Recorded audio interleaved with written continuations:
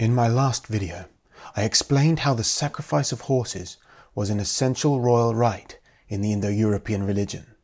In this video, I will show how a magic spell from medieval Germany proves that ancient Indo-Europeans also had special rites to keep their horses alive by healing them with magic.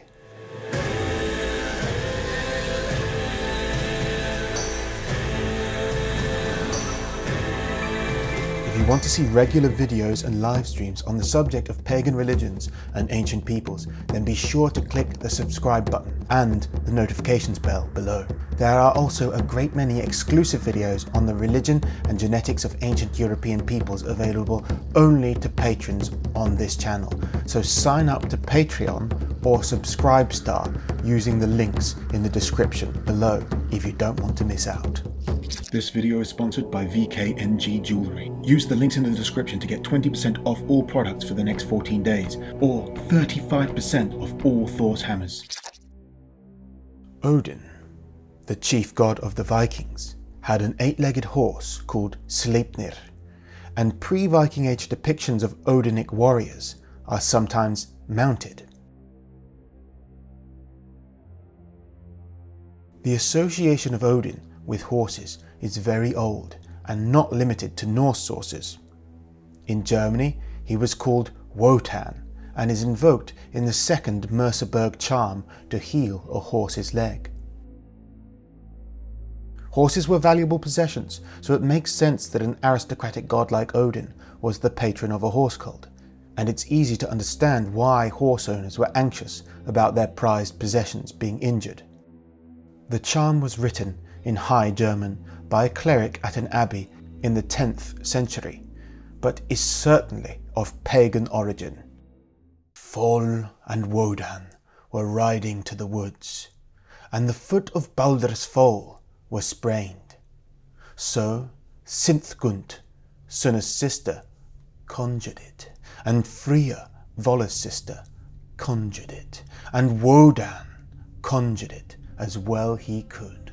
Like bone sprain, so blood sprain, so joint sprain, bone to bone, blood to blood, joint to joints, so may they be glued.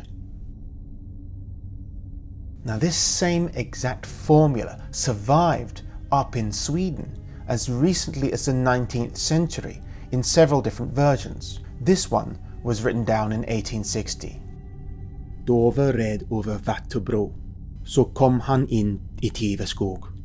Hästen snava mot en rot och vrickade sin ena fot. Gångande kom Odin. Jag skall borta dig för vred. Kött är kött. Ben är ben. Jag skall sätta led mot led.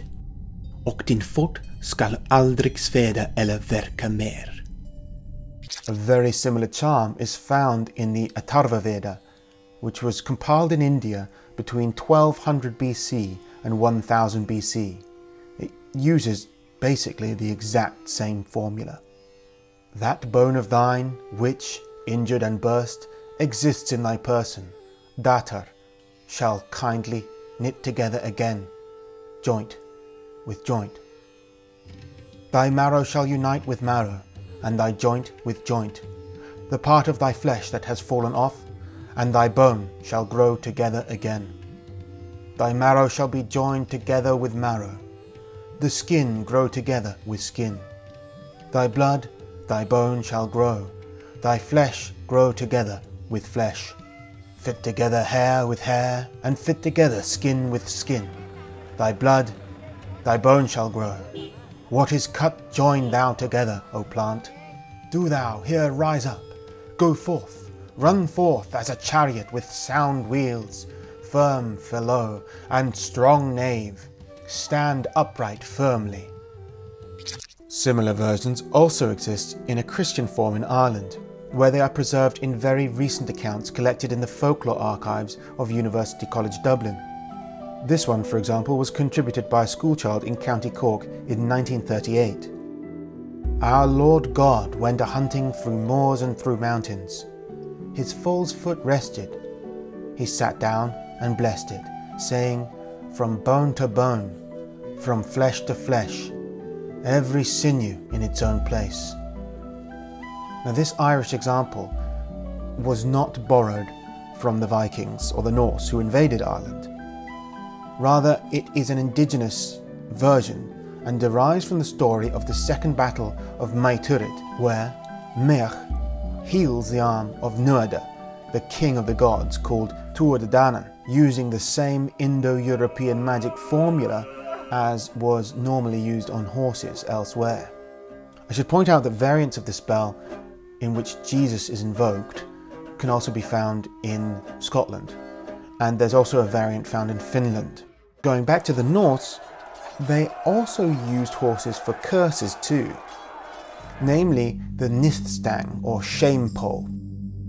In two Viking sagas, Egil Saga and Vatnsdæla Saga, a ritual is described in which a horse's head is severed and placed on a pole and then faced towards an enemy so that it serves both as an insult and as a type of curse to harm them. The runes carved on the pole seem just as important as the horse head in this rite, with the runes describing and causing the harm itself, while the head serves to direct that harm in the desired direction. I urge you all to go and watch my much longer video on horse sacrifices in Indo-European religion if you want to understand why horses were the most important animal in the Indo-European religion of the Bronze Age steppes. Thanks for watching. I'll see you next time.